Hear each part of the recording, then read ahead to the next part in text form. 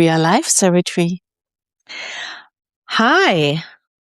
So we've just completed our week 1 of the eating and speaking challenge. How did it work for you, Jane? It was quite of ambitious and challenging. It was really a challenge for me. So yeah, sometimes I skipped, but what I really appreciated is to be much more aware. And I noticed I have such a bad eating culture. Savitri, really such a bad eating culture. And I feel a little bit ashamed, but I'm learning and I love your challenge. It's so simple, so easy. No, so simple, not so easy. And yeah, and it's still it's every day in my mind. And when I try to skip, I have several thoughts. No, I don't. I need to stay with your challenge, but so have several devils in my mind and try to focus, to concentrate, but challenging. Yes. So what was the most challenging part of it? Was it to actually have lunch? Because I heard the word skip Yes. several times. Yes, normally I skip lunch. So Mhm. that was really a totally new structure for me to have lunch and not to skip lunch. So from organizer part, it's really challenging. And then to sit down. And even today, today I have had a little bit time and I have had my soup and but I was so in my work and I didn't want to stop working. It was really interesting. And I thought, oh no, today evening I see Savitri and she will ask me, how was it? And when I skip today again, it's not so good. It's not so good. So I sat down, really, I promise you, I sat down today, even when I was a little bit rush and tactical, but I sat down and ate my soup. And the first minutes are still exciting and challenging, but then it's getting better and better. So that was my And challenge. have you found a difference in lunch? I mean, is it making a difference for you in terms of feeling rushed because you were in the middle of work and now you're reminded to stop and have lunch? How has that had an impact on you? First of all, lots of pressure, lots of work, lots of challenge, but in the while eating, it feels more comfortable, more calm, and I really feel the pause, and it's so helpful in the middle to feel the pause. It's a little bit like my experience with meditation. So there's a funny thing, I think, because normally when you are relaxed, for me, it's easier to meditate. But when you are relaxed, it's not so necessary to meditate. And when you are in pressure, in a rush, then it's harder to meditate, but there it's more necessary. And the same, a little bit, the same feeling with your challenge. Yes. Yes. And having taught meditation for over 20 years, the time that I often suggested adding meditation to your day was first thing in the morning before you like, right when you get up, essentially. Hmm. And the difference between that morning meditation and lunch that I found remarkable, actually, is that lunch is smack dab in the middle of your day. Hmm. In Hmm. the middle of everyone's day when you have a lot of things pulling at you, and now you are doing something you're very familiar with. Some people come to meditation and they have no idea how to do it, where to start, they're not familiar with it. Everyone is familiar with eating. Yes. The Yes. the challenge now is to actually eat as opposed to Yes. work and actually protect that space, because as hard as it may feel to get up in the morning, once you do, you don't it's less about protecting that space because Yeah, that's it. yeah. That's quite interesting. And I do my little study around me. I ask my students, I ask my friends, how do you eat? What do you do normally? You're looking at your screens, and everybody says, yeah, I'm looking at my screens. I'm honest. It's not nice. Only really once single people are saying, no, I'm just eating and sitting down. And yeah, that's my, Yeah. my parent taught me. Yeah. So, is there anything else that because I do wanna go back to some observations that we made, but I do as you say that, I wanna go into the, body and what happens when it gets under pressure, right? We're Yes. talking about what happens when you're under pressure. Hmm. And, I talk about lunch being such a rehearsal for that because it is a rehearsal. It's also something you need to do to nourish. It's like meditation, but in the afternoon as then like the baton, like it's just kind of then just kind of, we have extenders for our Wi-Fi, like it extends you for the rest of the Yeah. day and it brings you back to the nervous system, right? So when your body is under pressure, what does it do? Your nervous system has 2 modes, right? I think most of us know this. It has the parasympathetic nervous system mode, and it has the sympathetic nervous system mode. And, the sympathetic mode, right, is the fight or flight. We've heard that before, and it's when we get mobilized. Yeah.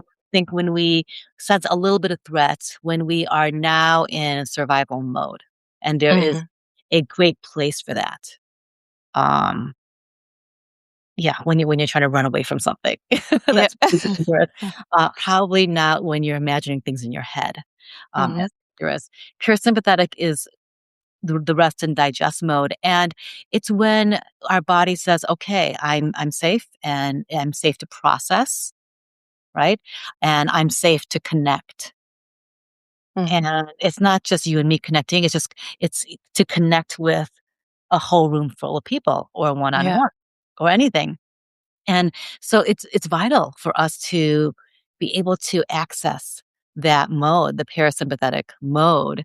And when pressure happens, that is when we can start to trigger the sympathetic mode. And what happens? The heart increases. I mean, this is probably stuff that you talk about in your coaching is the heart increases. And the part that we may not think about is that our digestion then slows down, right? Hmm. Yeah. Or it's just stops altogether because now the muscles are literally going from where it's trying to digest, right, out into our muscles because we're in fight or flight mode. So it goes to the muscles. So our digestion is now debilitated, basically. And our vagus nerve, we hear about that a lot. I don't know if it's my algorithm, but like it's heard, and it's basically the highway between your gut and your brain, Hmm. right? And that gets depressed and then your social engagement system goes offline. And that's the thing that you need online in order to read faces, to modulate your voice, and So to true. connect, right? Yes. All the stuff that you talk about. Yes. Um, and that's the thing. And so what lunch as the hinge does, we're not even talking about now lunch is lunch because you have to like add fuel to your body, but now lunch as the hinge does is it does if you can have a warm lunch, warm in order to not create that extra work to heat Mm. to digest the food um, and to sit down, it starts to tell your nervous system. And that's why we made this not a 1 day challenge or a 5 day challenge, but a 21-day challenge so that Yes. body can say, I see what's happening. Um, I can relax now. I'm safe now. And it starts to become regulated that way in the middle of the day, not when everyone is sleeping, but literally in the middle of the day when so much is going on and pulling at you, and you get to regulate that and protect that, and you learn to protect and regulate, Yeah. beyond lunch, before and after. I love your approach. It's so charming, so makes so much sense, and really, I'm totally convinced about your approach. Yeah, I love it. Yeah, so And how do we take this then to speaking? Because that would be, where my challenge would be. Yeah, that's a perfect bridge. I don't know if I ever told you, but my PhD, I investigated speaker with stage fright. And I measured their biggest stress in a speaking situation, in a public speaking situation, measured their heart rate variability, their cortisol, ask the audience, ask a speaker. And while speaking, it is exactly that what you described with our autonomous nervous system, that we are in fight or flight mode or not in a relaxed mode, and it's easier to talk to people. But the most interesting part in my research was that I have had some presenters, some speaker, and they thought, oh, I am so nervous and I'm so bad in my presentation. I'm losing my train of thought. My voice is trembling. My body is stiff and everything. And I measured their cortisol, their heart rate variability, their autonomous nervous system. And sometimes everything was relaxed. And I have had speaker and they said it was easy for me. It was easy to talk, to connect, and I love my topic. And I measured the same aspects, but their body was out of control. So in a stress mode.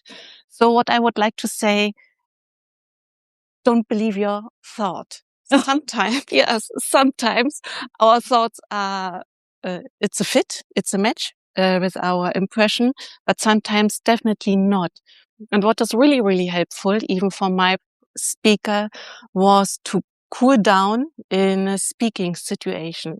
And mostly speaker, now back to you, Savitri, mostly speaker, what they do in a stressful situation, they speak, and we, of course, while speaking, we can't control our breathing, but we can control our breathing before we start to talk.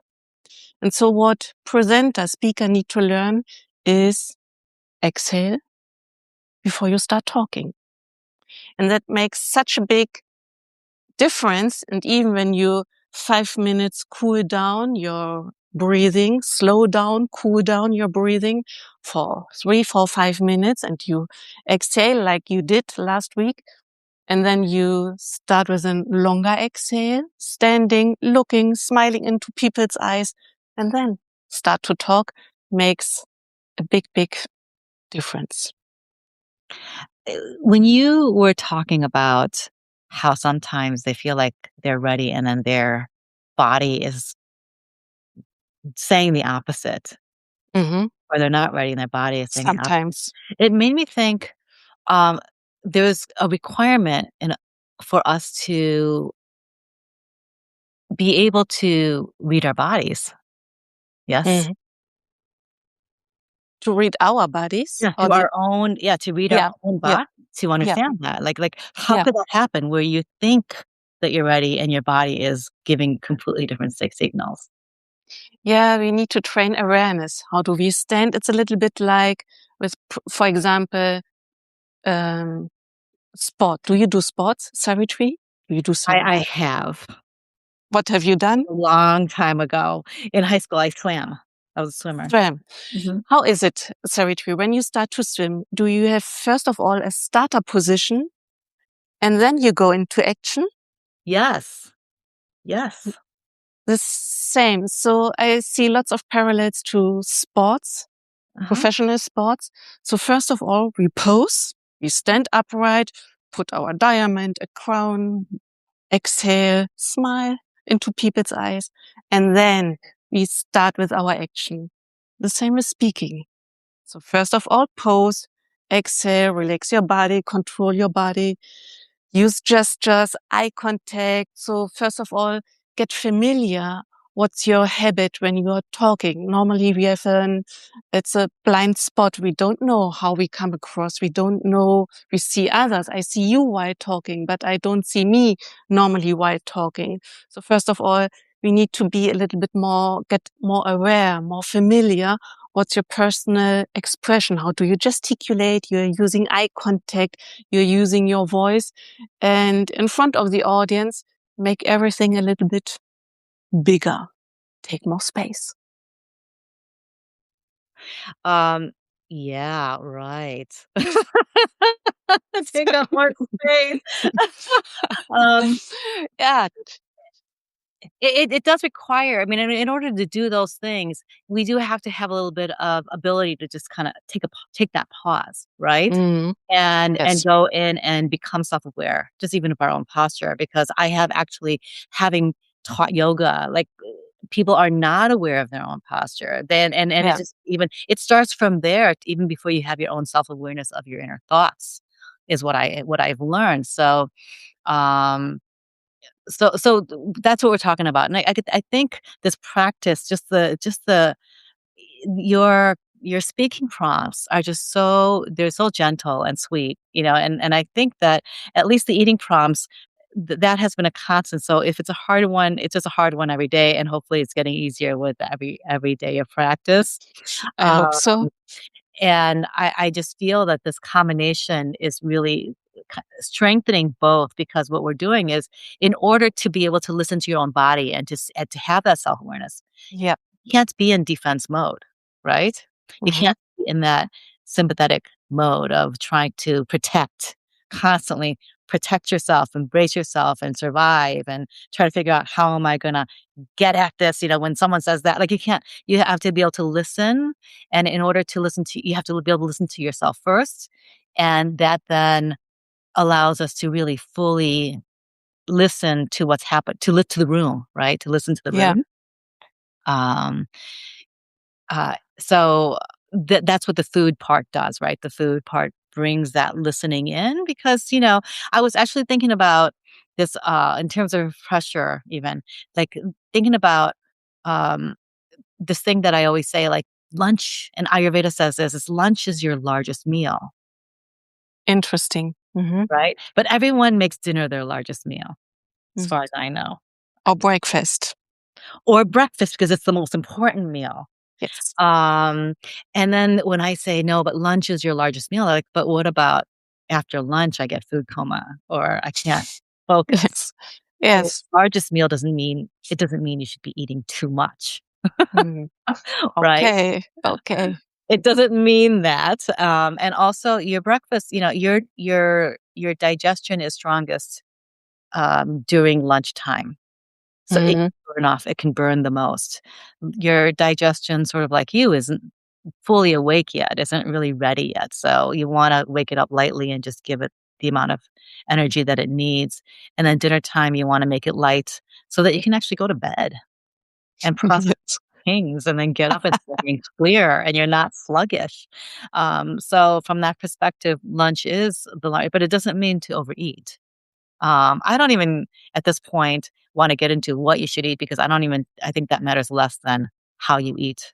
They always say you are what you eat. I think it's you are how you eat. Yeah, Uh, that's nice. and what that does is, it does, start to, um, train your body and your mind to, to protect what's important in your life, and to digest appropriately, not just food, but your life, and, to listen Hmm. in, so that you can listen out, and then speak from a place of, safety. You can take Cool. risks that way. And next week, we start with experimentations. Yes. You wanna talk a little bit about that? Let's talk about next week, Savitri. So Oh, we stay with your daily lunch fundament, yes. and Mhm. we start to experiment. For example, what happens when you pause while eating or pause while speaking? How to create attention, awareness, and attention. And next week, let's invite everybody to do an experimental week with eating and speaking. Oh, Yeah, so please join us on our chat, because really the prompts, Jane and I are going through these prompts ourselves. We're not just saying you guys should do this. We're literally doing it ourselves. And they're just very sweet. I think they're very sweet prompts. You know, the one constant, which is the one warm, on time, simple lunch.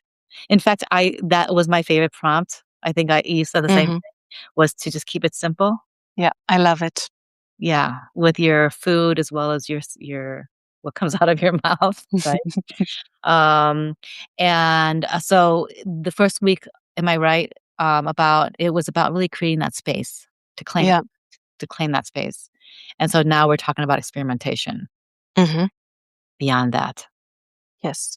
Yes. So join us for that. I just wanted to read, and I was a little distracted when you first started talking because someone said, "I am having a great success with the mechanics of calmly eating a warm meal at an afternoon set time.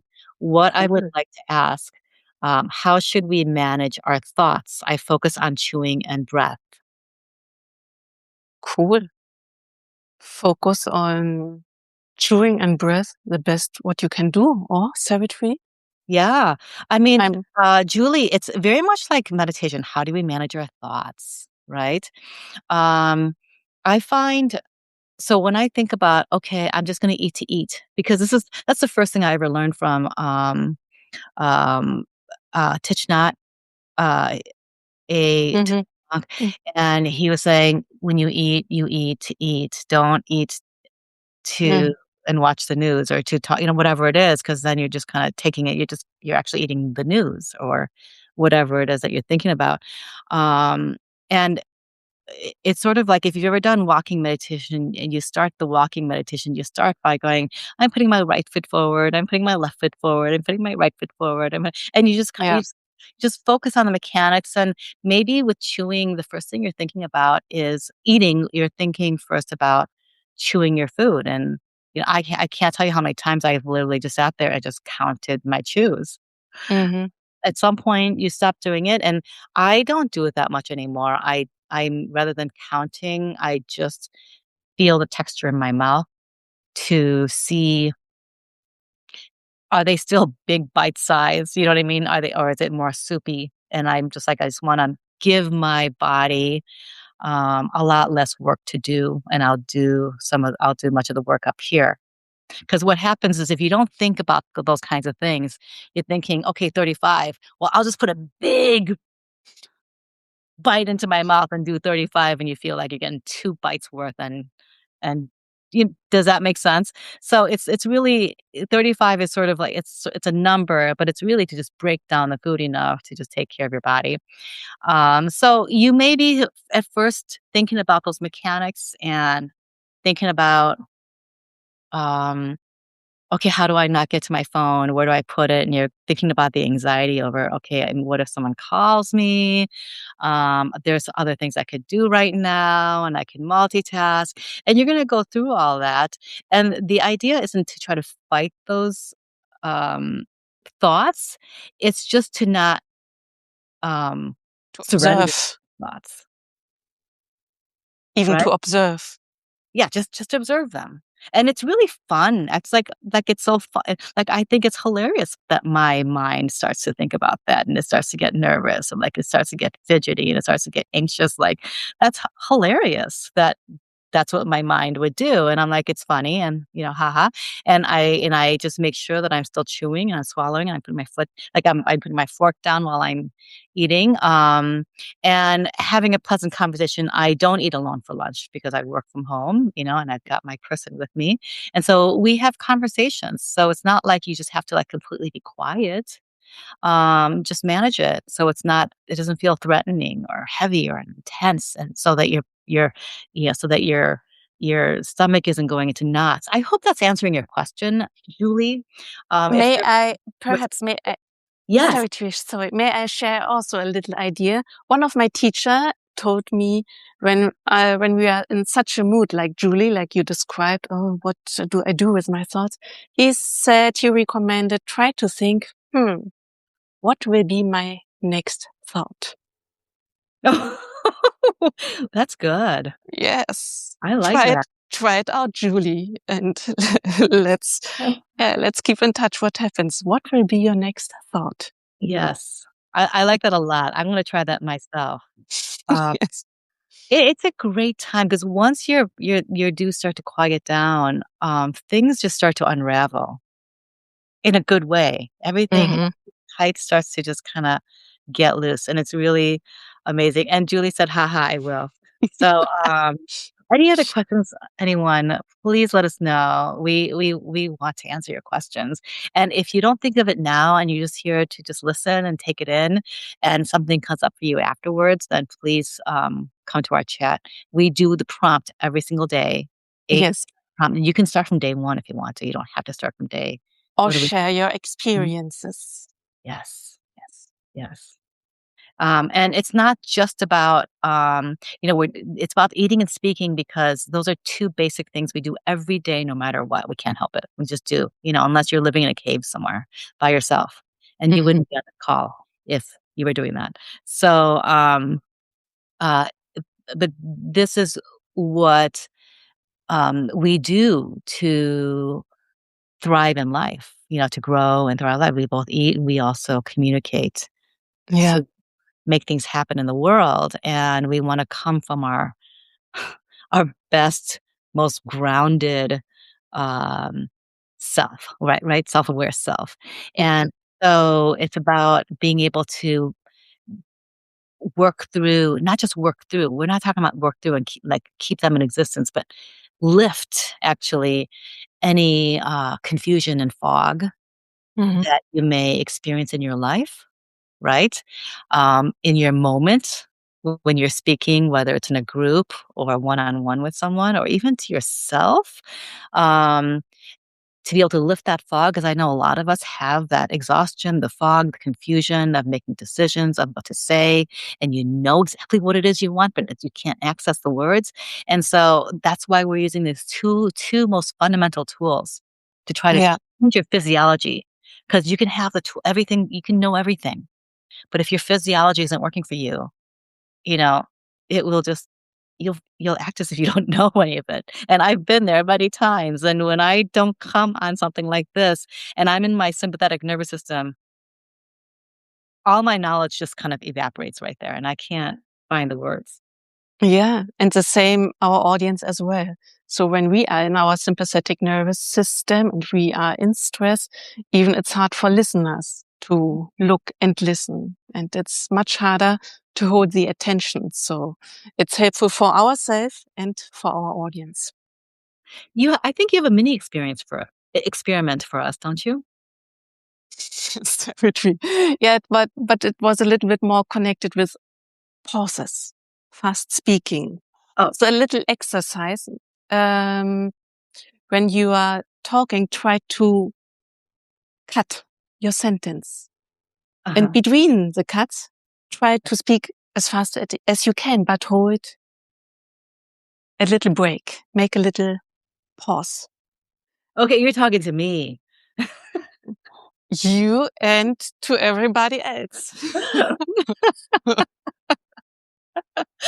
Because I don't know if you can tell everyone could tell the difference in my pacing of speaking and, Jane's here, it's completely different, and I can run on, and this is where I can actually take my food exercise and create some pauses and to Yes. slow down.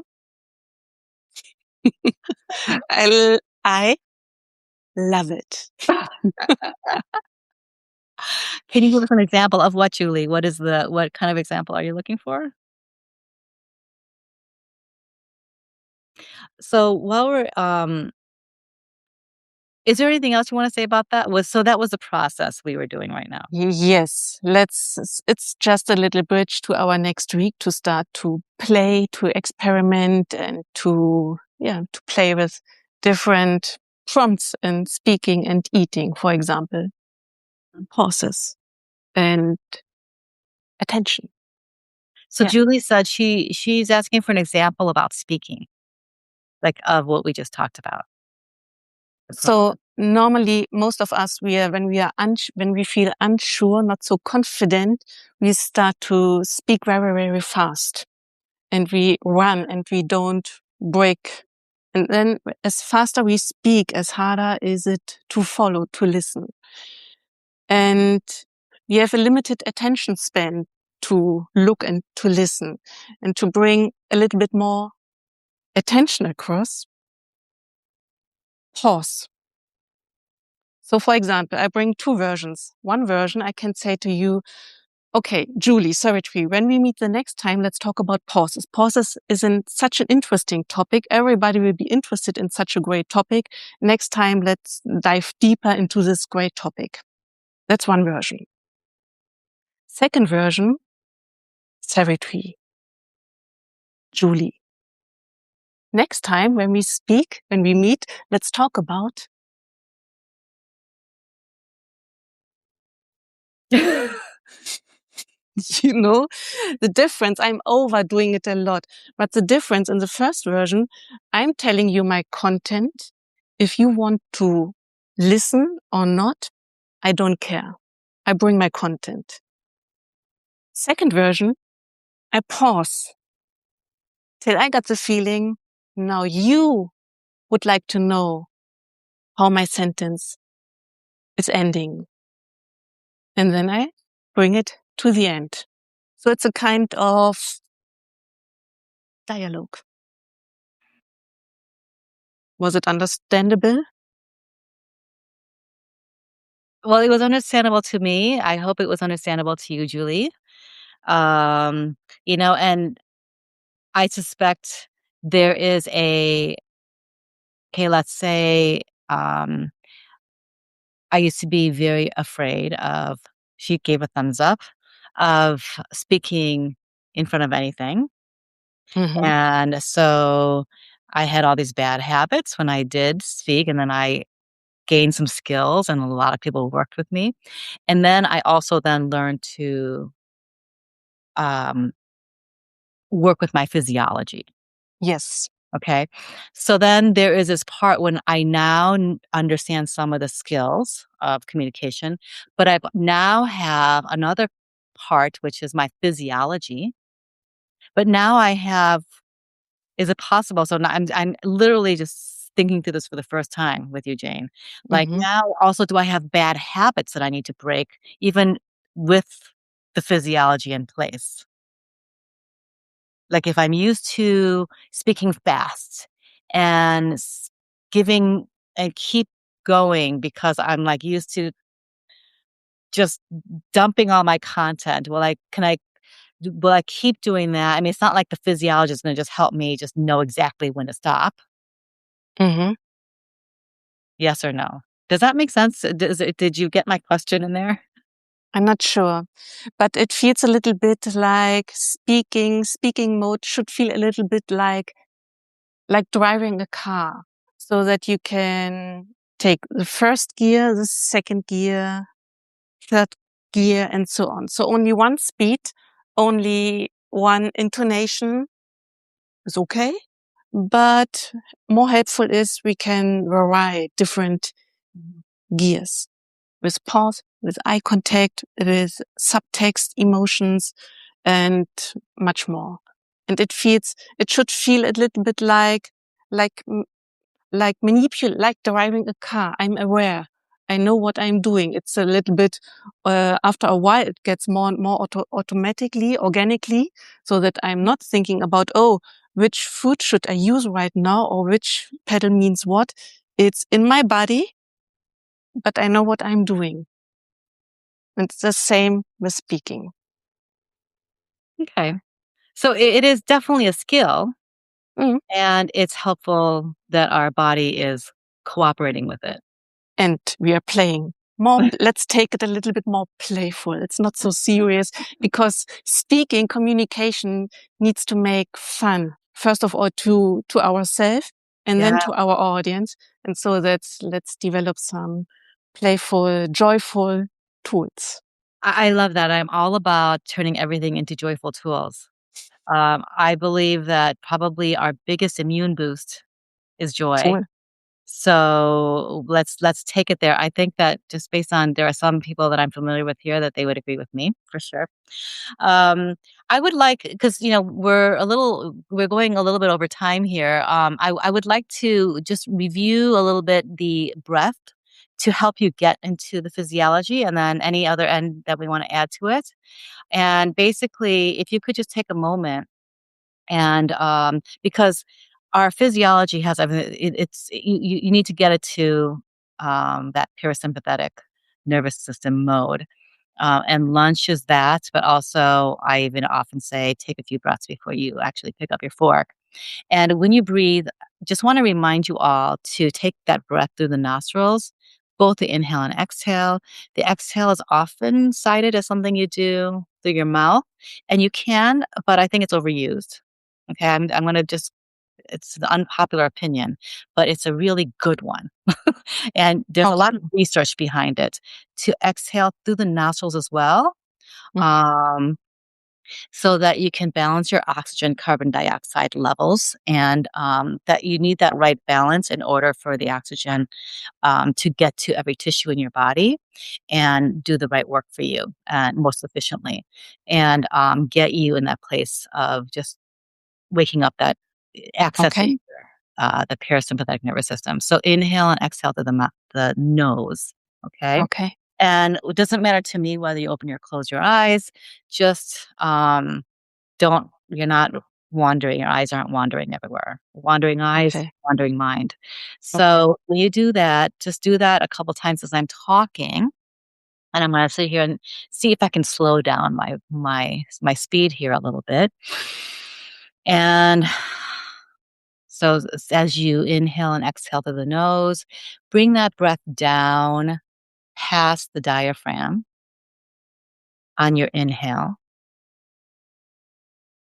If you're on your inhale, if your shoulders are going up, then you're leaving it in your chest and you're practicing um, survival. Okay. You want to practice safety. So bring that down past your diaphragm and expand the body on the inhale. Like a balloon, when the air comes in, the body shouldn't expand.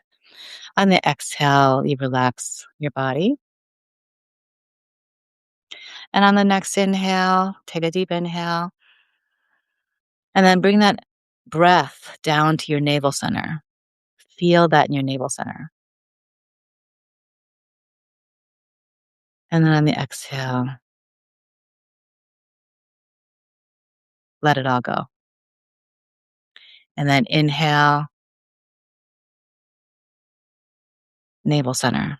And that is what governs your personal power, your will. And then exhale. And this time, on your next breath, bring your attention to your throat, which governs your expression of your will. So we're talking about digestion, eating, and speaking. And do that a couple more times. So we're actually activating our digestive center, our personal power, and our throat center, the expression and manifestation of our will.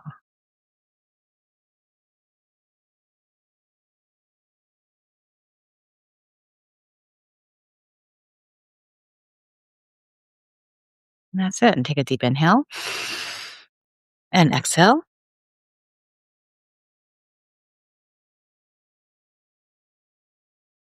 Great. Yeah. I love it. You have such a relaxing voice. Thank you. You're welcome.